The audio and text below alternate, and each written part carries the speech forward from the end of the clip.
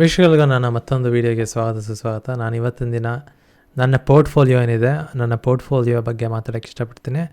ನಾನು ಈ 2024 ವರ್ಷ ಅಕ್ಟೋಬರಿಂದ ನಾನು ಪೋರ್ಟ್ಫೋಲಿಯೋ ಅಂದರೆ ಸ್ಟಾಕ್ ಏನು ಶೇರ್ಸ್ ಅಂತ ಏನು ಕರಿತೀವಿ, ಸ್ಟಾಕ್ಸ್ ಅಂತ ಏನು ಕರಿತೀವಿ, ಅದನ್ನು ಖರೀದಿ ಮಾಡೋಕ್ಕೆ ಶುರು ಮಾಡಿದೆ. ಸೊ ಹಾಗಾಗಿ ಈಗ ಒಂದು 5-6 ತಿಂಗಳಿಂದ ನಾನು ಸ್ಟಾಕ್ಸನ್ನು ಕೊಂಡ್ಕೊತಾ ಇದ್ದೀನಿ. ನನ್ನ ಪೋರ್ಟ್ಫೋಲಿಯೋ ಏನಿದೆ ಅದರ ಬಗ್ಗೆ ಮಾತಾಡೋಕ್ಕೆ ಇಷ್ಟಪಡ್ತೀನಿ. ಹಾಗಾದರೆ ತಡ ಮಾಡ್ದೇನೆ ನನ್ನ ಪೋರ್ಟ್ಫೋಲಿಯೋ ಶೇರ್ ಮಾಡ್ತೀನಿ, ಸ್ಕ್ರೀನ್ ಶೇರ್ ಮಾಡಿದೆ. ಸೊ ಇದು ಬಂದು ನನ್ನ ಪೋರ್ಟ್ಫೋಲಿಯೋ. ಇದು ಝೀರೋದಾ ಅಂತ ಏನು ಬ್ರೋಕರೇಜ್ ಫರ್ಮ್ ಏನಿದೆ, ನಮ್ಮ ಕಾಮತ್ ಅಣ್ಣ ತಮ್ಮಂದಿರ ಕಂಪ್ನಿ ಇದೆ, ನಿಮ್ಗೆ ಗೊತ್ತಿರೋ ಹಾಗೆ. ಸೊ ಅವರಿನ ಆ ಒಂದು ಏನು ಬ್ರೋಕರೇಜ್ ಪ್ಲ್ಯಾಟ್ಫಾರ್ಮ್ ಏನಿದೆ, ಆ ಒಂದು ಪ್ಲ್ಯಾಟ್ಫಾರ್ಮ್ನ ನಾನು ಉಪಯೋಗಿಸ್ಕೊಂಡು ನನ್ನ ಸ್ಟಾಕ್ಸ್ಗಳೇನಿದೆ ಅದನ್ನು ಖರೀದಿ ಮಾಡ್ತೀನಿ. ಸೊ ಇದು ಬಂದು ನನ್ನ ಎಕ್ವಿಟಿ ಹೋಲ್ಡಿಂಗ್ ಸ್ಟೇಟ್ಮೆಂಟ್. ಇದು ಅವ್ರದ್ದೇ ಒಂದು ಕನ್ಸೋಲ್ ಅಂತ ಹೇಳೋವಂಥ ಒಂದು ಮತ್ತೊಂದು ಪ್ಲ್ಯಾಟ್ಫಾರ್ಮ್ ಇದೆ. ಸೊ ಅಲ್ಲಿ ನಿಮ್ಮ ಏನು ಶೇರ್ ಹೋಲ್ಡಿಂಗ್ಸ್ ಏನಿದೆ ಅದನ್ನು ನೀವು ಡೌನ್ಲೋಡ್ ಮಾಡೋವಂಥ ಒಂದು ಪ್ಲ್ಯಾಟ್ಫಾರ್ಮು. ಸೊ ಆ ಒಂದು ಪ್ಲ್ಯಾಟ್ಫಾರ್ಮ್ಗೆ ಹೋಗಿ ನಾನು ನನ್ನ ಹೋಲ್ಡಿಂಗ್ಸ್ ಏನಿದೆ ಅದನ್ನು ಡೌನ್ಲೋಡ್ ಮಾಡಿದ್ದೀನಿ. ಸೊ ಇದು ಬಂದು ನನ್ನ 2025 ಇಸ್ವಿ 4ನೇ ತಿಂಗಳು 17ನೇ ತಾರೀಕು, ಈ ಒಂದು ಮೊನ್ನೆ ದಿನ. ಆ್ಯಕ್ಚುಲಿ ನಾನು ಇವತ್ತು ಈ ಒಂದು ಏನು ವೀಡಿಯೋ ಏನು ಮಾಡ್ತಾಯಿದ್ದೀನಿ ಇದು 19ನೇ ತಾರೀಕು. ಸೊ ಮೊನ್ನೆ ದಿನ ನನ್ನ ಶೇರ್ ಹೋಲ್ಡಿಂಗ್ಸ್ ಏನಿತ್ತು ಅದರದ್ದು ಒಂದು ಸ್ನ್ಯಾಪ್ಶಾಟ್ ಇದು. ಇದನ್ನು ಕನ್ಸೋಲ್ ಅಂತ ಹೇಳೋವಂಥ ಅವ್ರದ್ದೇ ಆದಂಥ ಒಂದು ಪ್ಲ್ಯಾಟ್ಫಾರ್ಮ್ ಏನಿದೆ ಅದರಿಂದ ಡೌನ್ಲೋಡ್ ಮಾಡ್ಕೊಂಡಿದ್ದೀನಿ. ಸೊ ಇದನ್ನು ನೋಡ್ಕೊತ ನಾನು ಯಾವ ರೀತಿ ಇನ್ವೆಸ್ಟ್ ಮಾಡ್ತೀನಿ, ನನ್ನ ಪೋರ್ಟ್ಫೋಲಿಯೋ ಪರ್ಫಾರ್ಮೆನ್ಸ್ ಏನಿದೆ ಇಲ್ಲಿವರೆಗೂ, ಈ ಒಂದಷ್ಟು ವಿಷಯದ ಬಗ್ಗೆ ನಿಮಗೆ ಮಾತಾಡೋಕ್ಕೆ ಇಷ್ಟಪಡ್ತೀನಿ. ಇದನ್ನು ಸ್ಟಾರ್ಟ್ ಮಾಡೋಕ್ಕಿಂತ ಮುಂಚೆ ನಾನು ನಿಮ್ಗೆ ಏನು ಹೇಳೋಕ್ಕೆ ಇಷ್ಟಪಡ್ತೀನಿ ಅಂತಂದರೆ, ನಾನು ನನ್ನ ಒಂದು ಏನು ಸ್ಟಾಕ್ ಹೋಲ್ಡಿಂಗ್ಸ್ ಶೇರ್ ಹೋಲ್ಡಿಂಗ್ಸ್ ಏನಿದೆ ಅದನ್ನು ನಿಮ್ಮ ಜೊತೆ ನಿಮ್ಗೆ ತೋರಿಸ್ತಾ ಇರೋದಷ್ಟೇ. ನಾನೇನು ಸ್ಟಾಕ್ಸ್ಗಳನ್ನ ಕೊಂಡ್ಕೊಂಡಿದ್ದೀನಿ ಅದೇ ಸ್ಟಾಕ್ಸ್ನ ನೀವು ಕೊಂಡ್ಕೊಳ್ಳಿ ಅಂತ ನಾನು ಹೇಳೋಕ್ಕೆ ಇಷ್ಟಪಡೋಲ್ಲ. ಯಾಕೆಂದರೆ ನೀವೇನಾದರೂ ನಿಮ್ಮದೇ ಆದಂಥ ಏನಾದರೂ ಒಂದು ಇನ್ವೆಸ್ಟ್ಮೆಂಟ್ ಪೋರ್ಟ್ಫೋಲಿಯೋ ನೀವು ಮಾಡಬೇಕು ಅಂತ ಅಂದ್ಕೊಂಡಿದ್ದಲ್ಲೇ ನೀವೇ ನಿಮ್ಮ ಏನು ಬುದ್ಧಿವಂತಿಕೆ ಏನಿದೆ ಅದನ್ನು ಉಪಯೋಗಿಸಿ ನೀವೇನೇ ವಿಷಯಗಳನ್ನು ತಿಳ್ಕೊಂಡು ನಿಮ್ಮ ಏನು ಒಂದು ಪೋರ್ಟ್ಫೋಲಿಯೋ ರಿಟರ್ನ್ಸ್ ಇರ್ಬೋದು, ಇಲ್ಲಾಂದರೆ ನಿಮ್ಮದೇನೋ ಒಂದು ರಿಸ್ಕ್ ಆ್ಯಪಟೈಟ್ ಏನಿದೆ ಅದ್ರ ಪ್ರಕಾರ ನೀವೇನೇ ನಿಮ್ಮ ಪೋರ್ಟ್ಫೋಲಿಯೋನ ತಯಾರಿಸ್ಬೇಕು. ಇದು ನನ್ನ ಪೋರ್ಟ್ಫೋಲಿಯೋ. ಇದು ನಾನು ಅದನ್ನು ನಿಮಗೆ ನಾನು ಯಾವ ರೀತಿ ಮಾಡ್ತಾಯಿದ್ದೀನಿ ಅದನ್ನು ನಿಮ್ಮ ಜೊತೆ ಹಂಚ್ಕೊಳ್ಳೋಕ್ಕೋಸ್ಕರ ಅಷ್ಟೇ ನಾನು ಇದನ್ನು ಶೇರ್ ಮಾಡ್ತಾ ಇರೋದು. ನೀವು ಇದೇ ರೀತಿಯ ಒಂದು ಪೋರ್ಟ್ಫೋಲಿಯೋನ ಕನ್ಸ್ಟ್ರಕ್ಟ್ ಮಾಡಿ ಅಂತ ನಾನು ನಿಮಗೆ ಹೇಳ್ತಾ ಇಲ್ಲ. ಸೊ ಅದನ್ನು ತಲೆಯಲ್ಲಿ ಇಟ್ಕೊಳ್ಳಿ. ಅದು ಹೇಳಿದ್ಮೇಲೆ ನೀವೇನಾದರೂ ನನ್ನ ಪೋರ್ಟ್ಫೋಲಿಯೋ ಏನಿದೆ ಅದನ್ನು ನೀವು ಕ್ಲೋನ್ ಮಾಡಬೇಕು ಅಂತ ಏನೋ ನಿಮಗೆ ಅನಿಸಿದ್ರೆ ಅದು ನಿಮ್ಮ ಇಷ್ಟ. ಅದ್ರ ಬಗ್ಗೆ ನಾನು ಏನು ಮಾತಾಡೋಕ್ಕೆ ಹೋಗೋದಿಲ್ಲ. ಬಟ್ ನಾನು ಇದೇ ಸ್ಟಾಕ್ಗಳನ್ನ ಕೊಂಡ್ಕೊಳ್ಳಿ ಅಂತ ನಿಮಗೆ ಹೇಳ್ತಾ ಇಲ್ಲ. ಸೊ ಡಿಸ್ಕ್ಲೈಮರ್ ಬಂದು ಅಷ್ಟೇ. ಈಗ ನನ್ನ ಪೋರ್ಟ್ಫೋಲಿಯೋ ಏನಿದೆ ಅದ್ರ ಬಗ್ಗೆ ಮಾತಾಡೋಕ್ಕೆ ಇಷ್ಟಪಡ್ತೀನಿ. ನೀವಿಲ್ಲಿ ಕಾಣಿಸ್ತಾರ ಹಾಗೆ ಝೀರೋದ ಅವ್ರದ್ದು ಲೋಗೋ ಇಲ್ಲಿದೆ. ಸೊ 17ನೇ ತಾರೀಕು ಏಪ್ರಿಲ್ 17ನೇ ತಾರೀಕು 2025 ಇಸ್ವಿಯ ನನ್ನ ಪೋರ್ಟ್ಫೋಲಿಯೋ ಸ್ಟಾಕ್ ಹೋಲ್ಡಿಂಗ್ಸ್ ಇದು. ನಾನು ಇಲ್ಲಿವರೆಗೂ ನಿಮ್ಗೆ ಕಾಣಿಸ್ತಾ ಇರ್ಬೋದು, ಇಲ್ಲಿ 4,93,935 ರೂಪಾಯಿ 65 ಪೈಸೆ ಅಷ್ಟು ಸ್ಟಾಕ್ಸನ್ನ ಖರೀದಿ ಮಾಡಿದ್ದೀನಿ. ಆದರೆ ನಾನು ಖರೀದಿ ಮಾಡಿದ್ಮೇಲೆ ವ್ಯಾಲ್ಯೂ ಕಮ್ಮಿ ಆಗ್ತಾ ಹೋಗಿದೆ. ಸೊ ಅಕ್ಟೋಬರಲ್ಲಿ ಖರೀದಿ ಮಾಡಿದೆ. ಈ ಒಂದೇ 17ನೇ ತಾರೀಕು, ಏಪ್ರಿಲ್ 17ನೇ ತಾರೀಕೇನಿದೆ, ಆ 17ನೇ ತಾರೀಕಿನ ದಿನ ಏನು ಸ್ಟಾಕ್ ಮಾರ್ಕೆಟ್ ಏನು ಕ್ಲೋಸ್ ಆಯಿತು ಆವತ್ತಿನ ದಿನ ನನ್ನ ಪೋರ್ಟ್ಫೋಲಿಯೋದ ವ್ಯಾಲ್ಯೂ ಬಂದು 4,90,331 ರೂಪಾಯಿ 1 ಪೈಸೆ ಆಗಿತ್ತು. ಸೊ ಅದನ್ನು ನೀವು ಏನು ಸಪ್ರೇಟ್ ಮಾಡಿದ್ರೆ ನಿಮ್ಗೆ ಗೊತ್ತಾಗ್ಬೋದು ನನ್ನ ಏನು ಈಗಿನ ಪ್ರಾಫಿಟ್ ಲಾಸ್ ಏನಿದೆ ಬಂದು ಲಾಸ್ ಸ್ಟೇಟ್ಮೆಂಟ್. ಯಾಕೆಂದರೆ ನನ್ನ ವ್ಯಾಲ್ಯೂ ಕಮ್ಮಿ ಆಗಿರೋದ್ರಿಂದ ಪೋರ್ಟ್ಫೋಲಿಯೋ ವ್ಯಾಲ್ಯೂ. ಸೊ 3,604 ರೂಪಾಯಿ 64 ಪೈಸೆ ಇದೆ. ಅದು ಬಿಟ್ಟು ಅನ್ರಿಯಲೈಸ್ಡ್ ಪ್ರಾಫಿಟ್ ಪರ್ಸೆಂಟೇಜ್ ಇದು. ಸೊ 0.73% ಅಷ್ಟು ನನ್ನ ಪೋರ್ಟ್ಫೋಲಿಯೋ ವ್ಯಾಲ್ಯೂ ಕಮ್ಮಿ ಆಗಿದೆ ಈ ಒಂದು 5-6 ತಿಂಗಳಲ್ಲಿ. ಸೊ ನಿಮ್ಗೆ ಗೊತ್ತಿರ್ಬೋದು, ನೀವೇನಾದರೂ ಸ್ಟಾಕ್ ಮಾರ್ಕೆಟ್ ಏನಾದರೂ ನೀವು ಫಾಲೋ ಮಾಡ್ತಿದ್ರೆ ಈ ವರ್ಷ ಅಂತೂ ತುಂಬಾ ಒಂದು ಸ್ಟಾಕ್ ಇನ್ವೆಸ್ಟ್ಮೆಂಟ್ ಇರ್ಬೋದು, ಎಕ್ವಿಟಿ ಟ್ರೇಡಿಂಗ್ ಇರ್ಬೋದು, ತುಂಬಾ ಒಂದು ಅನಿಷ್ಟವಾದಂಥ ಒಂದು ವರ್ಷ ಅಂತ ಹೇಳ್ಬೋದು. ಸೊ ಹಾಗಾಗಿ ಜಾಸ್ತಿ ಏನು ಲಾಸ್ ಆಗಿಲ್ಲ. ಬಟ್ ಆ್ಯಕ್ಚುಲಿ ನಾನು ತುಂಬಾ ಕಮ್ಮಿ ಹೋಗಿತ್ತು, 40,000 ರೂಪಾಯಿ, 50,000 ರೂಪಾಯಿ, 60,000 ರೂಪಾಯಿವರೆಗೂ ಕಮ್ಮಿ ಆಗಿತ್ತು. ಅದಾದಮೇಲೆ ಈಗ ಸ್ವಲ್ಪ ರಿಕವರ್ ಆಗಿದೆ. ಟ್ರಂಪ್ ಏನು 90 ದಿನ ಮಟ್ಟಿಗೆ ಏನು ಟೆರಿಫ್ ಏನಿದೆ ಅದನ್ನು ಡಿಲೇ ಮಾಡಿದ್ದಕ್ಕೆ. ಸೊ ಹಾಗಾಗಿ ಮೇಲೆ ಬಂದಿದೆ. ಒಂದು ರೀತಿ ಡಿಲೇ ಮಾಡಿದ್ದು ಒಳ್ಳೆಯದೇ ಆಯಿತು ಅಂತ ಹೇಳ್ಬೋದು. ಬಟ್ ನಂದು ಏನು ಇನ್ವೆಸ್ಟ್ಮೆಂಟ್ ಸ್ಟ್ರಾಟಜಿ ಏನಿದೆ ಇದು ಬಂದು long term investment strategy. So ಹಾಗಾಗಿ ಈಗ ಈ ಒಂದು ತಿಂಗಳಲ್ಲಿರ್ಬೋದು, ಇಲ್ಲ ಒಂದು ವರ್ಷದಲ್ಲಿ ನನ್ನ ಪೋರ್ಟ್ಫೋಲಿಯೋಲ್ಲಿ ಎಲ್ಲಿಗೆ ಹೋಗುತ್ತೆ, ಎಲ್ಲಿಗೆ ಹೋಗಿ ನಿಲ್ಲುತ್ತೆ, ನಾನು ತಲೆ ಕೆಡಿಸ್ಕೊಳ್ಳೋದಿಲ್ಲ. ಇದು ಲಾಂಗ್ ಟರ್ಮು, ಈ ಒಂದು 10 ವರ್ಷ, 20 ವರ್ಷ, 25 ವರ್ಷ ಮಟ್ಟಿಗೆ ನಾನು ಈ ಒಂದು ಪೋರ್ಟ್ಫೋಲಿಯೋ ಏನಿದೆ ಇದನ್ನು ಇಟ್ಕೊಳ್ಳೋಕೆ ಇಷ್ಟಪಡ್ತೀನಿ. ಸೊ ಹಾಗಾಗಿ ನಾನು ಈಗ ಏನು ವ್ಯಾಲ್ಯೂ ಇದೆ, ಈ ನಾಳೆ ಏನು ವ್ಯಾಲ್ಯೂ ಇರುತ್ತೆ, ಇಲ್ಲ ಒಂದು ತಿಂಗಳಲ್ಲಿ ಎಷ್ಟಿರುತ್ತೆ ವ್ಯಾಲ್ಯೂ, ಒಂದು ವರ್ಷದಲ್ಲಿ ಎಷ್ಟಿರುತ್ತೆ ವ್ಯಾಲ್ಯೂ, ಅದ್ರ ಬಗ್ಗೆ ನಾನು ತಲೆ ಕೆಡಿಸ್ಕೊಳ್ಳೋಕೆ ಹೋಗೋದಿಲ್ಲ.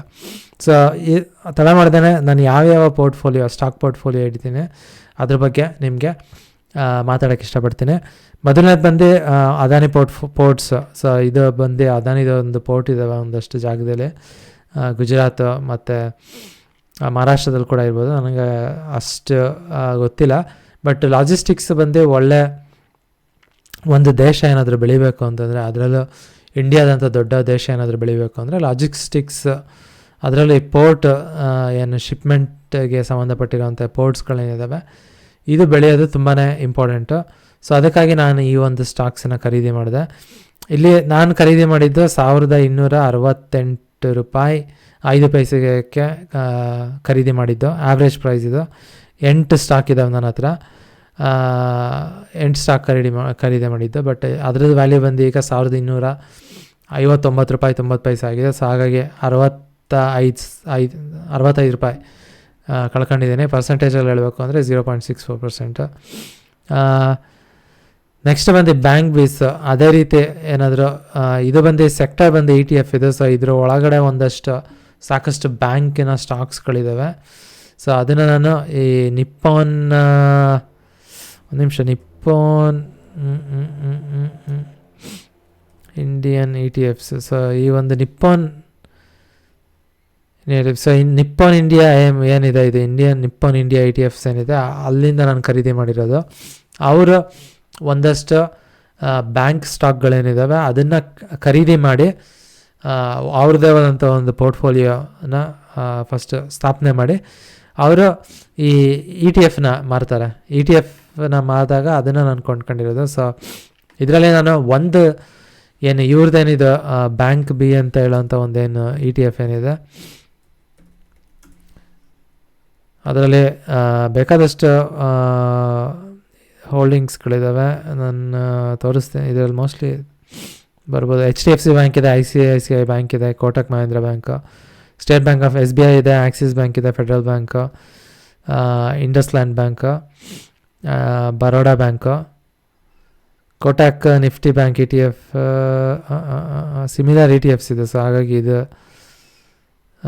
ಓಕೆ ಇಲ್ಲಿದೆ ನೋಡಿ, IDFC bank, Punjab national bank, Canara bank, ಆಮೇಲೆ AU small finance bank. So ಇಷ್ಟು ಬ್ಯಾಂಕ್ಗಳು ಅದ್ರೊಳಗಿದ್ದಾವೆ ಆ ಒಂದು ETF ಏನಿದೆ. ಸೊ ಇದೇ ನಾನು ಏನಕ್ಕಪ್ಪ ಕೊಂಡ್ಕೊಂಡಿದ್ದೀನಿ ಅಂದರೆ, ಇಷ್ಟೆಲ್ಲ ಬ್ಯಾಂಕಲ್ಲಿ ಇನ್ವೆಸ್ಟ್ ಮಾಡಬೇಕು ಅಂತಂದರೆ ತುಂಬಾ ದುಡ್ಡು ಬೇಕಾಗುತ್ತೆ, ಒಂದು ಲೆವೆಲಾಗೆ ಒಂದು ಡೀಸೆಂಟಾಗಿ ಇನ್ವೆಸ್ಟ್ ಮಾಡಬೇಕು ಅಂತಂದರೆ. ಆದರೆ ಈ ಬ್ಯಾಂಕ್ ಬೇಸ್ ಏನು ETF ಏನಿದೆ ಇದನ್ನು ತಗೊಳ್ಳೋದ್ರಿಂದ ಒಂದು ಡೈವರ್ಸಿಫೈಡ್ ಪ್ರಾಡಕ್ಟನ್ನು ನೀವು ಕಮ್ಮಿ ದುಡ್ಡಲ್ಲಿ ಕೊಂಡ್ಕೊಬೋದು. ಸೊ ಅದಕ್ಕಾಗಿ ನಾನು ಬ್ಯಾಂಕ್ ಬೇಸ್ ಏನಿದೆ ಇದನ್ನು ಕೊಂಡ್ಕೊಂಡಿದ್ದೇನೆ. ಸೊ ಇದು ಬಂದು ಡೈವರ್ಸಿಫಿಕೇಷನ್ ಸ್ಟ್ರಾಟಜಿ. ಇದು ನಂದು. ಬ್ಯಾಂಕ್ಸಲ್ಲಿ ಏನಕ್ಕಪ್ಪ ಹಾಕಿದ್ದೀನಿ ದುಡ್ಡು ಅಂತಂದರೆ, ಬ್ಯಾಂಕ್ಸು ತುಂಬಾ ಇಂಪಾರ್ಟೆಂಟು. ಏನು ಫೈನಾನ್ಷಿಯಲ್ ಇನ್ಸ್ಟಿಟ್ಯೂಷನ್ಸ್ ಏನಿದ್ದಾವೆ, ಒಂದು ಎಕಾನಮಿ ಏನಾದರೂ ಬೆಳಿಬೇಕು ಅಂದರೆ ಫೈನಾನ್ಷಿಯಲ್ ಇನ್ಸ್ಟಿಟ್ಯೂಷನ್ಸ್ ಬಂದು ತುಂಬಾ ಇಂಪಾರ್ಟೆಂಟು. ನೀವು ಅಮೇರಿಕಾದೇನಾದರೂ ಫೈನಾನ್ಷಿಯಲ್ ಸಿಸ್ಟಮ್ ಏನಿದೆ ಅದ್ರ ಬಗ್ಗೆ ನೀವು ಮಾತಾಡಬೇಕು ಅಂದರೆ ಗೋಲ್ಡ್ಮನ್ ಸ್ಯಾಕ್ಸ್ ಇರಲಿ, ಇಲ್ಲಾಂದರೆ bank of America, Meryl Lynch ಆಗಲಿ, ಈ ಒಂದಷ್ಟು ಬ್ಯಾಂಕ್ಗಳು ದೊಡ್ಡ ದೊಡ್ಡ ಬ್ಯಾಂಕ್ಗಳಿದ್ದಾವೆ, ಅದ್ರ ಬಗ್ಗೆ ಮಾತಾಡಲೇಬೇಕಾಗುತ್ತೆ ನೀವು. ಸೊ ಹಾಗಾಗಿ ಯಾವುದೇ ಒಂದು ದೇಶ ತುಂಬಾ ಬೆಳಿಬೇಕು ಅಂತಂದರೆ ಬ್ಯಾಂಕ್ಗಳು ಸಾಕಷ್ಟು ಬೆಳಿಬೇಕು. ಸೊ ಹಾಗಾಗಿ ಒಂದು ಯಾವ ಬ್ಯಾಂಕ್ ಬೆಳೆಯುತ್ತೆ ಅಂತ ನನಗೆ ಗೊತ್ತಿಲ್ಲ, ನಾನು ಅಷ್ಟೇನಾದರೂ ನಾನು ರಿಸರ್ಚ್ ಮಾಡಿಲ್ಲ. ಹಾಗಾಗಿ ನಾನು ಈ ಒಂದಷ್ಟು ಬ್ಯಾಂಕ್ಗಳು, ಒಳ್ಳೊಳ್ಳೆ ಬ್ಯಾಂಕ್ಗಳನ್ನ ಹಾಕಿರೋಂಥ ಒಂದು ETF ಕೊಂಡ್ಕೊಂಡಿದ್ದೇನೆ, ಬ್ಯಾಂಕ್ ಬೇಸು. ಅದೇ ರೀತಿ ಕನ್ಸ್ಯೂಮ್ ಬೇಸು ಒಂದು, ಇದು ಕೂಡ ನಂದು ಐಡಿಯಾ ಬಂದೆ. ಜಾಸ್ತಿ ಏನು ಇನ್ವೆಸ್ಟ್ ಮಾಡಿಲ್ಲ ನಾನು ಆ್ಯಕ್ಚುಲಿ ಹೇಳಬೇಕು ಅಂತಂದರೆ. 31 ಸ್ಟಾಕ್ ತೊಗೊಂಡಿದ್ದೇನೆ. ₹26 ಆಯಿತು ಒಂದೊಂದು ತಗೊಳಕ್ಕೂ. ETF ಇದು ಸ್ಟಾಕಲ್ಲ, ಇದನ್ನು ETF ಶೇರ್ಸ್ ಅಂತ ಕರಿಬೋದು ನೀವು. ಸೊ ಇದನ್ನು ಕನ್ಸ್ಯೂಮ್ ಬೇಸಲ್ಲಿ ಬಂದು ಇದರಲ್ಲೇ ಅವರು ಒಂದಷ್ಟು ಕನ್ಸಂಪ್ಷನ್ ರಿಲೇಟೆಡ್ ಸ್ಟಾಕ್ಸ್ಗಳನ್ನ ಇಟ್ಟಿದ್ದಾರೆ. ಅದೇ ರೀತಿ ನೀವು ಬೇಕಾದರೆ ಏನು ನಿಪ್ಪನ್ ಇಂಡಿಯಾ ಏನು ಮ್ಯೂಚುವಲ್ ಫಂಡ್ ಏನಿದೆ ಅವ್ರ ವೆಬ್ಸೈಟ್ಗೆ ಹೋಗಿ ಯಾವ್ಯಾವ ಸ್ಟಾಕ್ಸ್ ಇದೆ ನೀವು ನೋಡ್ಬೋದು. ಏನಕ್ಕಪ್ಪ ಇದನ್ನು ತಗೊಂಡಿದ್ದೀನಿ ಅಂತಂದರೆ, ಈ ಒಂದಷ್ಟೇನು ಕನ್ಸಂಪ್ಷನ್, ಒಂದು ದೇಶ ಬೆಳಿಬೇಕು ಅಂದರೆ ಆ ಕನ್ಸಂಪ್ಷನ್ ಏನಿದೆ ಅದು ಮೇಲೆ ಹೋಗಲೇಬೇಕು, ಇಲ್ಲಾಂದರೆ GDP ಬೆಳೆಯಲ್ಲ, ಇಲ್ಲಾಂದರೆ ಪರ್ ಕ್ಯಾಪಿಟ ಇನ್ಕಮ್ ಬೆಳೆಯಲ್ಲ. ಸೊ ಹಾಗಾಗಿ ಇಂಡಿಯನ್ ಕನ್ಸಂಪ್ಷನ್ ಏನಿದೆ ಅದು ಮೇಲಕ್ಕೆ ಹೋಗುತ್ತೆ ಅಂತೇಳಿ ನಾನು ಇದನ್ನು ತಗೊಂಡಿರೋದು. ಎಕ್ಸಿಡ್ ಇಂಡಿಯಾ ಕೂಡ ನಾನು ತಗೊಂಡಿದ್ದೀನಿ. ಇದು ನಾನು ಜಾಸ್ತಿ ಏನೋ ರಿಸರ್ಚ್ ಮಾಡೋಕ್ಕೆ ಹೋಗಲಿಲ್ಲ, ಸುಮ್ಮನೆ ಯಾವುದೋ ಒಂದಷ್ಟು ನ್ಯೂಸ್ ಪೇಪರು ಅದು ಇದನ್ನು ಓದ್ತಾ ಇರಬೇಕಾದ್ರೆ ಈ ಒಂದು ಕಂಪ್ನಿ ಹೆಸರು ಬಂತು. ಸೊ ಹಾಗಾಗಿ ತಗೊಂಡೆ. ತುಂಬಾ ಡಬ್ಬಾ ಪರ್ಚೇಸ್ ಇದೆ, ಯಾಕೆಂದರೆ ನೀವು ಇಲ್ಲಿ ನೋಡ್ತಿರೋ ಹಾಗೆ 17% ಅಷ್ಟು ನಂದು ವ್ಯಾಲ್ಯೂ ಏನಿದೆ ಕಮ್ಮಿ ಆಗಿದೆ. ಸೊ ಇದೊಂದು ನಂದು ಬ್ಯಾಡ್ ಸ್ಟ್ರಾಟಜಿ ಆಗಿತ್ತು. ನೆಕ್ಸ್ಟ್ ಬಂದು ಗೋಲ್ಡ್ ಬೇಸ್. ನೀವು ನಮ್ಮಮ್ಮ ಯಾವಾಗಲೂ ಹೇಳ್ತಾರೆ, ಏನಕ್ಕಮ್ಮ ಇಷ್ಟೊಂದು ಚಿನ್ನ ತಗೊಂತೀಯ ಅಂತ ಕೇಳಿದ್ರೆ, ಇನ್ವೆಸ್ಟ್ಮೆಂಟ್ ಅಂತ. ನೀವು ಸಾಮಾನ್ಯವಾಗಿ ಏನು ಜ್ಯುವೆಲ್ರಿ ಏನಿದೆ, ಒಡವೆಗಳೇನಿದ್ದಾವೆ, ಇದನ್ನು ಕೊಂಡ್ಕೊಂಡ್ರೆ ನೀವು ಅದನ್ನು ತಯಾರು ಮಾಡೋಕ್ಕೆ ಏನು ಕಾಸ್ಟ್ ಇದ್ದಾವೆ ಅದು ಇದು ಎಲ್ಲ ಸೇರಿ ನೀವು ಆ್ಯಕ್ಚುಲಿ ಹೇಳಬೇಕು ಅಂದರೆ ಅದನ್ನು ಇನ್ವೆಸ್ಟ್ಮೆಂಟ್ ಥರ ಏನಾದರೂ ನೀವು ಕೊಂಡ್ಕೊಳ್ತಾ ಇದ್ದರೆ ಅದು ಒಳ್ಳೆ ಐಡಿಯಾ ಅಲ್ಲ. ಅದು ಬಿಟ್ಟು ನೀವು ಏನು ಈ ETFs, ಗೋಲ್ಡ್ ETFಸ್ಗಳೇನಿದ್ದಾವೆ ಅದನ್ನು ಕೊಂಡ್ಕೊಂಡ್ರೆ ಒಂದು ಒಳ್ಳೆ ಇನ್ವೆಸ್ಟ್ಮೆಂಟ್ ಆಗಿರುತ್ತೆ ಅಂತ ನನ್ನ ಒಂದು ಒಪಿನಿಯನ್ನು. ಸೊ ಹಾಗಾಗಿ ನಾನು ಗೋಲ್ಡ್ ಬೇಸ್ ಕೊಂಡ್ಕೊಂಡಿದ್ದೀನಿ. ಸೊ ಇದು ಕೂಡ ಒಂದು ETF. ಗೋಲ್ಡ್ ವ್ಯಾಲ್ಯೂ ಏನಾದರೂ ಮೇಲಾದರೆ ಈ ಒಂದು ETF ಏನಿದೆ ಇದ್ರ ವ್ಯಾಲ್ಯೂ ಕೂಡ ಸಾಮಾನ್ಯವಾಗಿ ಮೇಲೋಗುತ್ತೆ. ಗೋಲ್ಡ್ ವ್ಯಾಲ್ಯೂ ಏನಾದರೂ ಕಮ್ಮಿ ಆದರೆ ಇದ್ರ ವ್ಯಾಲ್ಯೂ ಕೂಡ ಕಮ್ಮಿ ಆಗುತ್ತೆ. ಇದು ಬಂದು ನಂದು ಒಂದು ಉತ್ತಮವಾದಂಥ ಒಂದು ಪರ್ಚೇಸ್. ಇದು ₹5,000 ಪ್ರಾಫಿಟ್ ಮಾಡಿದ್ದೀನಿ ಇದರಲ್ಲೇ. ಪರ್ಸೆಂಟೇಜಲ್ಲಿ ಹೇಳಬೇಕು ಅಂದರೆ 14.72%. ಏನಕ್ಕಪ್ಪ ಇದು ಸರಿ, ನೆಕ್ಸ್ಟ್ ಸ್ಟಾಕ್ ಬಗ್ಗೆ ಮಾತಾಡೋಣ. ಇದು ಬಂದು ಈ ಒಂದೇನಿದೆ, ಇದು ಬಂದು ಹಾಂಗ್ಕಾಂಗಲ್ಲಿರೋಂಥ ಒಂದಷ್ಟು ಹಾಂಗ್ಕಾಂಗಲ್ಲಿ ಒಂದು ಹಾಂಗ್ಕಾಂಗ್ SNG ಅಂತ ಒಂದು ಇಂಡೆಕ್ಸ್ ಇದೆ. ಸೊ ಅದರ ಇಂಡೆಕ್ಸನ್ನ ಬೇಸಿಸ್ ಆಗಿ ಇಟ್ಕೊಂಡು ಮಾಡಿರೋಂಥ ಒಂದು ETF ಇದು. ಸೊ ಈ ಒಂದು ETF ಕೂಡ ಏನಕ್ಕಪ್ಪ ನಾನು ಕೊಂಡ್ಕೊಂಡೆ ಅಂದರೆ ಡೈವರ್ಸಿಫಿಕೇಷನ್ಗೋಸ್ಕರ ಕೊಂಡ್ಕೊಂಡಿದ್ದೆ ಅಷ್ಟೇ. 5% ಆಗಲೇ ವ್ಯಾಲ್ಯೂ ಕಮ್ಮಿ ಆಗಿದೆ. ಸೊ ಇದೊಂದು ಒಳ್ಳೆ ಇನ್ವೆಸ್ಟ್ಮೆಂಟ್ ಅಲ್ಲ ಅಂತ ನೀವು ಹೇಳ್ಬೋದು. ಬಟ್ ಡೈವರ್ಸಿಫಿಕೇಷನ್ಗೋಸ್ಕರ ನಾನು ಕೊಂಡ್ಕೊಂಡಿರೋದು, ಯಾಕೆಂದರೆ ಚೈನಾದ ಸ್ಟಾಕ್ಗಳು ತುಂಬ ಇದ್ದಾವೆ ಇದರಲ್ಲಿ. ಚೈನಾದ ಒಂದು ಸ್ವಲ್ಪ ಎಕ್ಸ್ಪೋಜರ್ ಬೇಕಾಗಿತ್ತು ನನಗೆ ಡೈವರ್ಸಿಫಿಕೇಷನ್ಗೋಸ್ಕರ, ಅದಕ್ಕಾಗಿ ತೊಗೊಂಡಿದ್ದೀನಿ. ICICI ಬ್ಯಾಂಕದು ಕೂಡ ತೊಗೊಂಡಿದ್ದೀನಿ. ಫೈನಾನ್ಷಿಯಲ್ ಸರ್ವಿಸಸಲ್ಲಿರೋಂಥ ಒಂದು ಬ್ಯಾಂಕ್ ಇದು. ಇದು ಆ್ಯಕ್ಚುಲಿ ಪರ್ಸೆಂಟೇಜಲ್ಲಿ ಹೇಳಬೇಕು ಅಂದರೆ 10% ವ್ಯಾಲ್ಯೂ ಜಾಸ್ತಿ ಆಗಿದೆ. ಸೊ ತುಂಬಾ ಒಂದು ಒಳ್ಳೆಯ ಪರ್ಚೇಸ್ ಅಂತ ಹೇಳ್ಬೋದು. ಬ್ಯಾಂಕ್ ಬೀಸ್ ಕೂಡ 7% ಅಷ್ಟು ಜಾಸ್ತಿ ಆಗಿದೆ, ಅದು ಕೂಡ ಒಂದು ಒಳ್ಳೆಯ ಪರ್ಚೇಸ್ ಅಂತ ಹೇಳ್ಬೋದು. ನೆಕ್ಸ್ಟ್ ಬಂದು ICICI ಫಾರ್ಮ್ ತೊಗೊಂಡಿದ್ದೀನಿ. ಇದು ಕೂಡ ಒಂದು ETF ಇದು. ಇದು ನಾನು ಫಾರ್ಮಸ್ಯೂಟಿಕಲ್ಸ್ ಕಂಪ್ನೀಸ್ ಬಗ್ಗೆ ತೊಗೊಂಡಿದ್ದು. ನಿಮ್ಗೆ ಗೊತ್ತಿರೋ ಆಗಲೇ ಫಾರ್ಮಸ್ಯೂಟಿಕಲ್ ಕಂಪ್ನೀಸು ಸ್ವಲ್ಪ ಟ್ರಂಪ್ ಏನೇನೋ ಟೆರಿಫ್ ಆಗ್ತೀನಿ ಅಂತ ಹೇಳೋದ್ರಿಂದ ಅಷ್ಟು ಚೆನ್ನಾಗಿ ವರ್ಕೌಟ್ ಆಗ್ತಾಯಿಲ್ಲ ನನಗೆ. ಇಂಡಿಯಾ ಹೋಟೆಲ್ ಇದು, ಹೋಟೆಲ್ ಆ್ಯಂಡ್ ಟೂರಿಸಮ್ ಸೆಕ್ಟರಲ್ಲಿರೋವಂಥದ್ದು. ಏನಕ್ಕಪ್ಪ ತಗೊಂಡಿದ್ದೀನಿ ಅಂದರೆ ಈ ಒಂದು ಏನು ಟಾಟಾ ಗ್ರೂಪ್ ಅವ್ರದ್ದಿದ್ದು ಈ ಒಂದು ಕಂಪ್ನಿ ಬಂದು ಇಂಡಿಯಾ ಹೋಟೆಲ್ ಬಿಸ್ನೆಸ್ಗಳು ತುಂಬಾ ಚೆನ್ನಾಗಿ ಓಡುತ್ತೆ. ಇಂಡಿಯಾ ಏನು ಟೂರಿಸಮ್ ಬೆಳೀತಾ ಹೋಗುತ್ತೆ, ಇಲ್ಲಿಂದ ತುಂಬಾ ಬೆಳೆಯುತ್ತೆ. ಸೊ ಹಾಗಾಗಿ ನಾನು ಇಂಡಿಯಾ ಹೋಟೆಲ್ ಅಷ್ಟೇ ಅಲ್ಲ, IRCTC ಕೂಡ ಕೊಂಡ್ಕೊಂಡಿದ್ದೀನಿ. ಸೊ ಇಂಡಿಯಾ ಹೋಟೆಲಲ್ಲೇ 5,000 ದುಡ್ಡು ಮಾಡಿದ್ದೀನಿ, ತುಂಬಾ ಚೆನ್ನಾಗಿ ಓಡಿದೆ. ಬಟ್ IRCTC ಅವ್ರದ್ದು ಅಷ್ಟು ಚೆನ್ನಾಗಿ ಹೋಗ್ತಾಯಿಲ್ಲ. ಬಟ್ ಒಂದಷ್ಟು ನಂಬಿಕೆ ಇದೆ ನನಗೆ ಇದೊಂದು ಚೆನ್ನಾಗಿ ಆಡುತ್ತೆ ಅಂತೇಳಿ ಇವೆರಡು. ಸೊ ಹಾಗಾಗಿ ನಾನು ಕೊಂಡ್ಕೊಂಡಿರೋದು. ಲಾಂಗ್ ಟರ್ಮಲ್ಲಿ ಮಾತಾಡ್ತಾ ಇರೋದು. IT ಬೀಸ್ ಇಂಡಿಯಾ ಬಗ್ಗೆ ಏನಾದರೂ ನೀವು ಬೇರೆ ದೇಶದಲ್ಲಿ ಮಾತಾಡಿದ್ರೆ IT ಇಂಡಸ್ಟ್ರಿ ಬಗ್ಗೆನೇ ಮಾತಾಡೋದವರು, ಎಷ್ಟು ಜನ IT ಇಂಜಿನಿಯರ್ಸ್ಗಳಿದ್ದಾರೆ ಅಂತ. ಸೊ ಹಾಗಾಗಿ ಇಂಡಿಯಾ ಬೆಳಿಬೇಕು ಅಂದರೆ ಇಂಡಿಯನ್ IT ಬೆಳೀಲೇಬೇಕು. ಈಗಲೂ ಕೂಡ ನಮ್ಮ ಭಾರತ ದೇಶದಲ್ಲಿ ತಲೆ ಇರೋಂಥ ಜನಗಳೆಲ್ಲ ನಿಮ್ಗೆ ಗೊತ್ತಿರೋ ಹಾಗೆ ಕಂಪ್ಯೂಟರ್ ಸೈನ್ಸನ್ನೇ ತಗೊತಾರೆ. ಒಂದು ಜನ ಡಾಕ್ಟ್ರು, ಮೆಡಿಸಿನ್ ಅದು ಕೂಡ ಮಾಡ್ತಾರೆ. ಬಟ್ ತುಂಬ ಸಾಕಷ್ಟು ಜನ IT ಸೆಕ್ಟರ್ಗೆ ಹೋಗ್ತಾರೆ. ಸೊ ಹಾಗಾಗಿ ನಮ್ಮ IT ಸೆಕ್ಟರ್ ಏನಿದೆ ತುಂಬಾ ಬೆಳೆಯುತ್ತೆ ಅಂತ ನನಗೆ ನಂಬಿಕೆ ಇದೆ. ಸೊ ಹಾಗಾಗಿ ನಾನು ಇದು ಕೂಡ ಬ್ಯಾಂಕ್ ಬೇಸ್ ಏನು ನೀವೆಲ್ಲಿ ನೋಡಿದ್ರೆ ಅದೇ ರೀತಿ ಒಂದು ETF ಇದು. ಒಂದು ಕಂಪ್ನಿ ಇಲ್ಲ, ಒಂದಷ್ಟು ಕಂಪ್ನಿನ ಈ ನಿಪ್ಪಾನ್ ಇಂಡಿಯನ್ ಮ್ಯೂಚುವಲ್ ಫಂಡ್ಸ್ ಏನಿದೆ ಅವರು ಅದನ್ನು ತಗೊಂಡು ETF-ನ ಮಾರಾಟ ಮಾಡ್ತಾಯಿದ್ದಾರೆ. ಸೊ ಅದನ್ನು ನಾನು ತಗೊಂಡಿದ್ದೀನಿ, ಯಾಕೆಂದರೆ ನಾನು ಯಾವುದು ಚೆನ್ನಾಗಿ ಓಡುತ್ತೆ ನನಗೆ ಗೊತ್ತಿಲ್ಲ, ಹಾಗಾಗಿ ನಾನು ETF-ನ ಖರೀದಿ ಮಾಡಿದ್ದೀನಿ. ಬಟ್ ಅಷ್ಟು ಚೆನ್ನಾಗಿ ಓಡ್ತಾಯಿಲ್ಲ, ನೀವು ನೋಡ್ತಿರೋ ಹಾಗೆ ಇಲ್ಲಿ 20%, ಆಲ್ಮೋಸ್ಟ್ 20% ಲಾಸ್, $4,000 ಅಷ್ಟು ಕಳ್ಕೊಂಡಿದ್ದೀನಿ. ನೆಕ್ಸ್ಟ್ ಬಂದು ಲಾಯ್ಡ್ SMA. ಇದು ಬಂದು ಅಂದರೆ ಈ ಏನಪ್ಪ ಇದು ಮೈನಿಂಗಲ್ಲಿರೋಂಥ ಒಂದು ಕಂಪ್ನಿ ಇದು, ಮೈನಿಂಗ್ ಮತ್ತು ಮೆಟಲ್ಸಲ್ಲಿರೋಂಥದ್ದು. ಚೆನ್ನಾಗಿ ಓಡಿದೆ ಇದು, ನನಗೆ $6,000 ಕೊಂಡ್ಕೊಂಡಿದ್ದೀನಿ. ಇವರು ಯಾವುದೋ ಒಂದಷ್ಟು ಜಾಗದಲ್ಲೇ ಮೈನಿಂಗ್ ಮಾಡೋಕ್ಕೆ ಎಷ್ಟು 50 ವರ್ಷದಷ್ಟೇನೋ ರೈಟ್ಸನ್ನ ಗೆದ್ದರು ಮಹಾರಾಷ್ಟ್ರ ಗೌರ್ಮೆಂಟಿಂದ, ನನಗೆ if my memory serves well. ಅದಕ್ಕಾಗಿ ನಾನು ಈ ಒಂದನ್ನು ತಗೊಂಡೆ. ತುಂಬಾ ಚೆನ್ನಾಗಿ ಓಡ್ತಾಯಿದೆ ಇದು, 22% ಅಷ್ಟು ವ್ಯಾಲ್ಯೂ ಜಾಸ್ತಿ ಆಗಿದೆ, ನಿಮಗೆ ಇಲ್ಲಿ ನೋಡ್ತಿರೋ ಹಾಗೆ. ನೆಕ್ಸ್ಟ್ ಇದು ಬಂದು ಅಮೇರಿಕನ್ ETF ಅಥವಾ ಅಮೇರಿಕನ್ ಸ್ಟಾಕ್ ಮಾರ್ಕೆಟ್ ಏನಿದೆ ಅದರದ್ದು ಸಂಬಂಧಪಟ್ಟಿರೋಂಥ ETF ಇದು. ಸೊ ನಾನು ಆಗಲೇ ನಿಮ್ಗೆ ಇಲ್ಲಿ ತೋರಿಸಿದ ಹಾಗೆ ಚೈನಾಗೂ ಕೂಡ ನನಗೆ ಎಕ್ಸ್ಪೋಜರ್ ಬೇಕಾಗಿತ್ತು, ಅದೇ ರೀತಿ ಅಮೇರಿಕಾ ಕೂಡ ಎಕ್ಸ್ಪೋಜರ್ ಬೇಕು. ಅಮೇರಿಕನ್ ಸ್ಟಾಕ್ ಮಾರ್ಕೆಟು ತುಂಬ important. American stock market the biggest stock market in the world. So ಹಾಗಾಗಿ ಈ ಒಂದು ಏನು ನಮ್ಮ ಪ್ರಪಂಚ ಬೆಳಿಬೇಕು ಅಂದರೆ ಅಮೇರಿಕನ್ ಸ್ಟಾಕ್ ಮಾರ್ಕೆಟ್ ಬೆಳಿಲೇಬೇಕು. ಸೊ ಹಾಗಾಗಿ ನನಗೆ ಎಕ್ಸ್ಪೋಜರ್ ಬೇಕಾಗಿತ್ತು, ಹಾಗಾಗಿ ಇದನ್ನು ನಾನು ಕೊಂಡ್ಕೊಂಡಿದ್ದೀನಿ. ಬಟ್ ನೀವು ಇಲ್ಲಿ ನೋಡ್ತಿರೋ ಹಾಗೆ ತುಂಬಾ ಕಳೆಗೋಗಿದೆ. ಈಗ ಏನು ನಿಮ್ಗೆ ಗೊತ್ತಿರೋ ಹಾಗೆ ಅಮೇರಿಕನ್ ಸ್ಟಾಕ್ ಮಾರ್ಕೆಟ್ ಅಷ್ಟು ಚೆನ್ನಾಗಿ ಓಡ್ತಾಯಿಲ್ಲ. ಸೊ ಹಾಗಾಗಿ ಇದನ್ನು ತಗೊಂಡೆ, ಬಟ್ ಓಡ್ತಾಯಿಲ್ಲ. ಬಟ್ ಈಗ ಓಡ್ತಾ ಇರ್ಬೋದು. ನನ್ನ ಏನು ನಿಮ್ಗಾಗಲೇ ಹೇಳಿದ ರೀತಿ ಲಾಂಗ್ ಟರ್ಮ್ ಇನ್ವೆಸ್ಟ್ಮೆಂಟ್ ಸ್ಟ್ರಾಟಜಿ, ಹಾಗಾಗಿ ನಾನು 10 ವರ್ಷ 20 ವರ್ಷ ಕಾಯ್ತೇನೆ. ಈಗ ಕಮ್ಮಿ ಆಗಿದ್ರೂ ಪರವಾಗಿಲ್ಲ.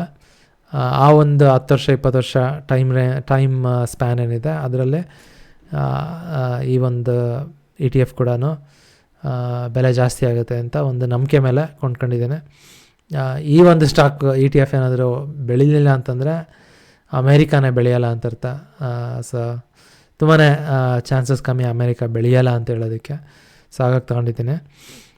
ಇದು ಬಂದು MOM. ಇದು ಬಂದು ಇಂಡಿಯನ್ ಮಿಡ್ 100 ಟಾಪ್ 100 ಅಲ್ಲ, ಮಿಡ್ 100 ಕಂಪನೀಸ್ ಇದು.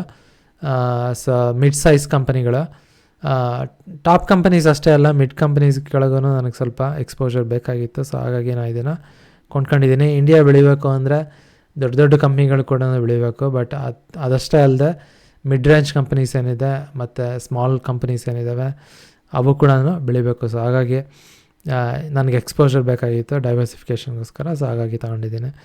ಇದು ಬಂದು ಅಮೇರಿಕನ್ ಟಾಪ್ 100 ಕಂಪನೀಸ್ ಇದು. ಸೊ ಎಕ್ಸ್ಪೋಜರ್ ಬೇಕಾಗಿತ್ತು ಅಮೇರಿಕನ್ ಕಂಪನೀಸ್ಗೆ, ಅದಕ್ಕೆ ತಗೊಂಡಿದ್ದೀನಿ ನಾನು. ಇದು ನೀವು ನೋಡ್ತಿರೋ ಹಾಗೆ 10% ಕಮ್ಮಿ ಆಗಿದೆ.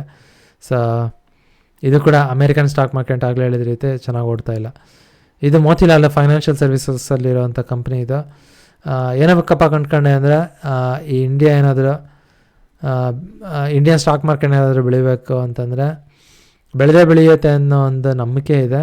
ಆ ರೀತಿ ಏನಾದರೂ ಇಂಡಿಯನ್ ಸ್ಟಾಕ್ ಮಾರ್ಕೆಟ್ ಬೆಳಿಲೇಬೇಕು ಅಂತಂದರೆ ಈ ರೀತಿ ಈ ಮ್ಯೂಚುವಲ್ ಫಂಡ್ಸ್ ಇರ್ಬೋದು, ಇಲ್ಲಾಂದರೆ ETF ಮಾರಾಟ ಮಾಡ್ತಾರೋ ಕಂಪ್ನಿಗಳಿರ್ಬೋದು, ಇಲ್ಲಾಂದರೆ ಅವರೇ ಸ್ಟಾಕಲ್ಲಿ ಇನ್ವೆಸ್ಟ್ ಮಾಡ್ತಾರಂಥ ಕಂಪ್ನಿಗಳಿರ್ಬೋದು, ಇಲ್ಲಾಂದರೆ ಸ್ಟಾಕ್ ಬ್ರೋಕರೇಜ್ ಮಾಡ್ತಾರಂಥ ಕಂಪ್ನಿಗಳು. ಈ ಒಂದು ಮೋತಿಲಾಲ್ ಏನಿದೆ, ನಾನು ಈಗ ಹೇಳಿದಷ್ಟು ಬಿಸ್ನೆಸ್ ಏನಿದೆ ಆ ಬಿಸ್ನೆಸ್ಗಳಲ್ಲಿ ಅವರು ಇದ್ದಾರೆ.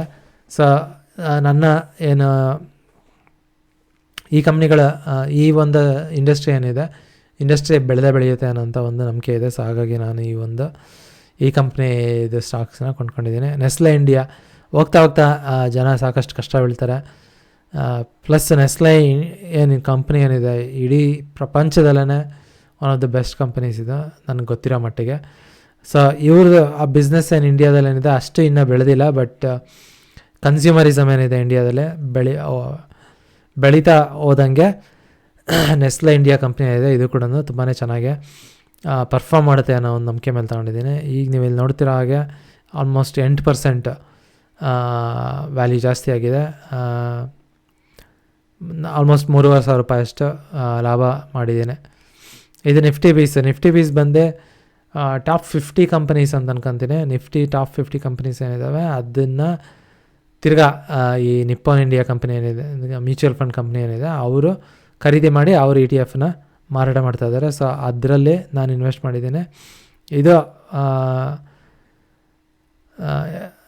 ಅಗೇನ್ ನನಗೆ ಎಕ್ಸ್ಪೋಜರ್ ಬೇಕು, ಇಂಡಿಯನ್ ಮಾರ್ಕೆಟ್ಗೆ ಎಕ್ಸ್ಪೋಜರ್ ಬೇಕು ಅಂದರೆ ಈ ಒಂದೇನು Nifty 50 ETFಸ್ಗಳೇನಿದ್ದಾವೆ ಅದನ್ನು ಕೊಂಡ್ಕೊಳ್ಳೋದು ಒಂದು ಒಳ್ಳೆಯ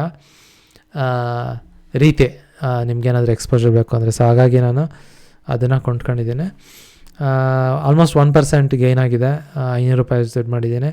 ಲಾಂಗ್ ಟರ್ಮ್ ಇದು, ಹಾಗೆ ನಾನು ಆಗಲೇ ಹೇಳಿದ ರೀತಿ. ಸೊ ಲಾಂಗ್ ಟರ್ಮಲ್ಲಿ ಬೆಳೆಯುತ್ತೆ ಅನ್ನೋ ಒಂದು ನಂಬಿಕೆ ಮೇಲೆ ತೊಗೊಂಡಿದ್ದೀನಿ. ಇದು NMDC ಇದು ಇಂಡಿಯನ್ ಮೆಟಲಾಜಿಕಲ್ ಕಂಪ್ನಿ, ಇದು national metallurgy something NMDC, national mineral development corporation.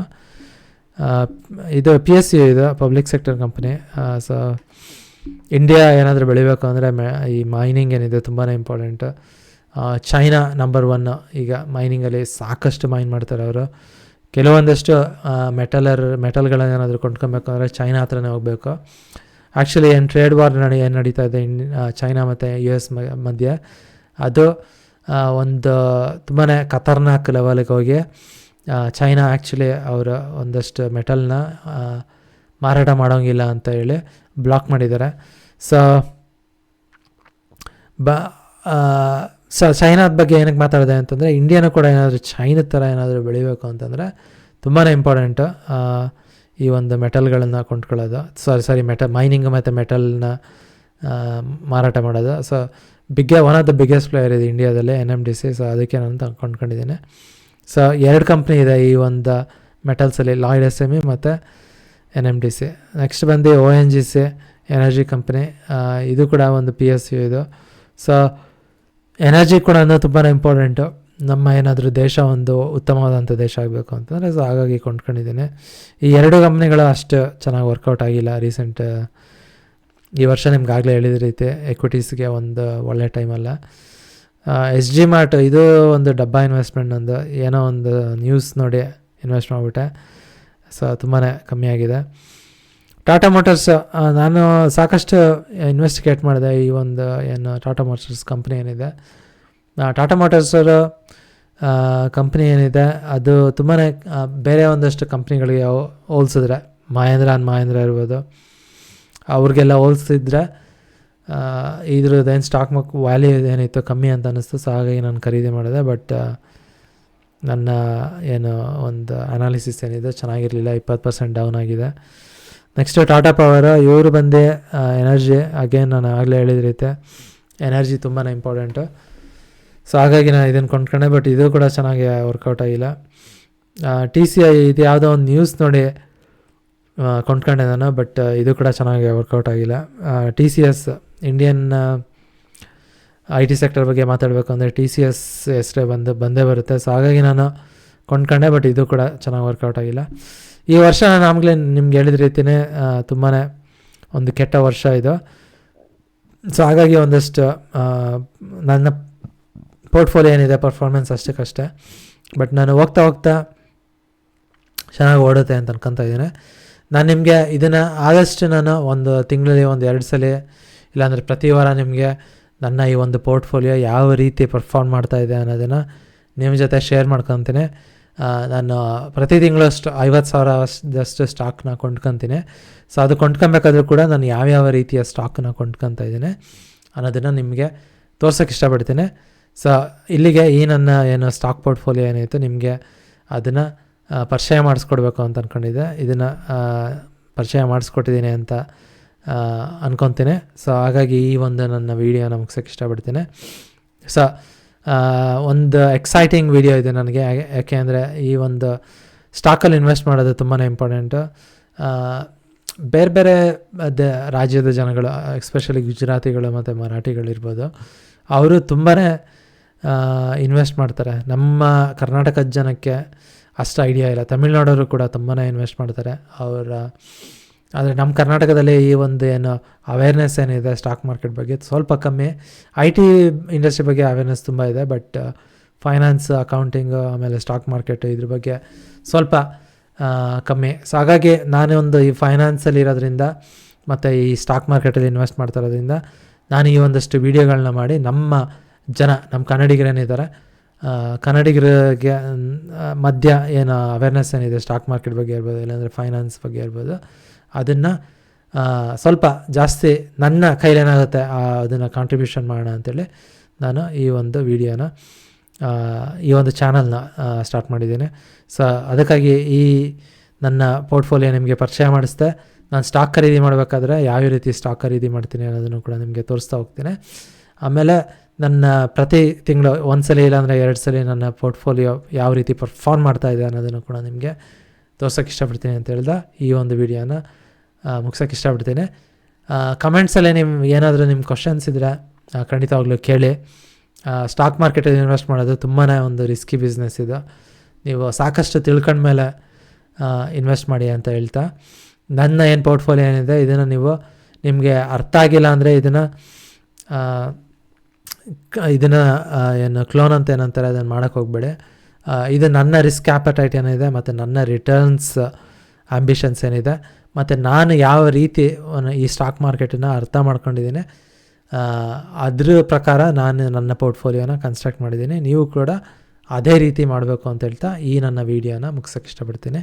ಧನ್ಯವಾದಗಳು.